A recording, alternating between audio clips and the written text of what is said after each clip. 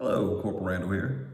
Take a moment and like and subscribe, like and subscribe, like and subscribe. Hit the notification bell so you know when I post something new. Today I'd like to address the liberals and progressives that don't realize that you're conservative. I know I'm not talking about you're conservative as in your politics are conservative. I mean your actual philosophy, the way you live your life is conservative. Many of you are in media and Hollywood, entertainment, politics. And you would go out and say things like, hey, I'm a progressive, I'm a proud progressive, I'm a proud liberal. And I believe that many of your views are extremely such. And I may disagree with you about what tax rates should be or what views you have on how to improve the country in way X or way Y. But I want to address you today because many of you are living a life that is far more conservative than you would even want anyone to realize. And you hide your conservative values behind your liberal rhetoric or your progressive rhetoric. What conservative values are you talking about? I said in previous videos, family and education are hallmarks of successful individuals. Well, today I just want to address an issue that is major in America and especially important in the Black and brown community. That is single parent homes. The reason I decided to address my liberal and my progressive fan base is simple. You espouse views that you would never accept. You would never sit there and encourage your child to have a child out of wedlock or not get an education. You generally raise your children in an environment where they have two parents that love them, their education is highly stressed. You're in economically isolated areas where most of the people that you're around have very similar views. And you can tell they have very similar views because generally you see lots of married couples raising kids and taking their kids to school. Why is it you're okay with your public facing face saying that, hey, single parents are fine? Well, it's because you want to be on the quote unquote right side of the issue. And I'm sorry, I don't have time to be on the right side of issues because history will judge which side is the right side and which one isn't. I'm not there yet. I'm living in today, so I don't know what history will say.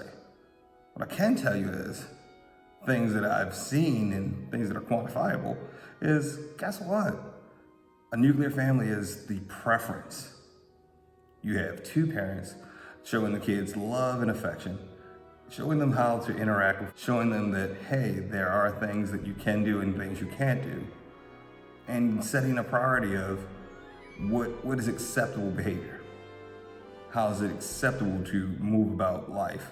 What I ask is that you reevaluate exactly how you're perpetrating this on the public.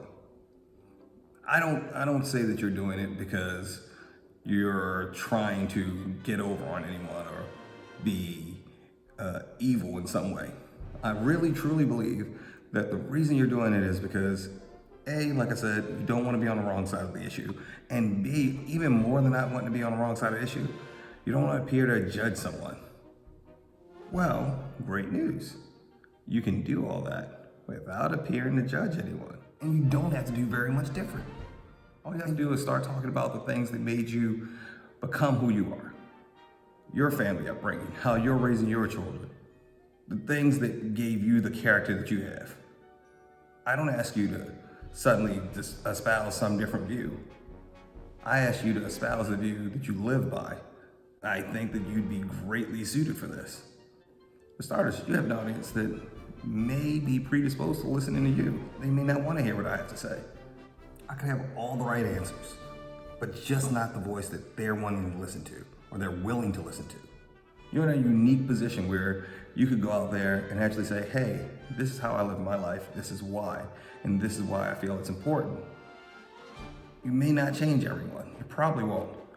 But even if you don't change everyone, wouldn't one life or one family be worth it? The way I view this is you've essentially figured out what's necessary for success, at least success in the modern world. And instead of you reaching down to help someone else up, you've taken the ladder to success, thrown it through a door, and closed the door behind you.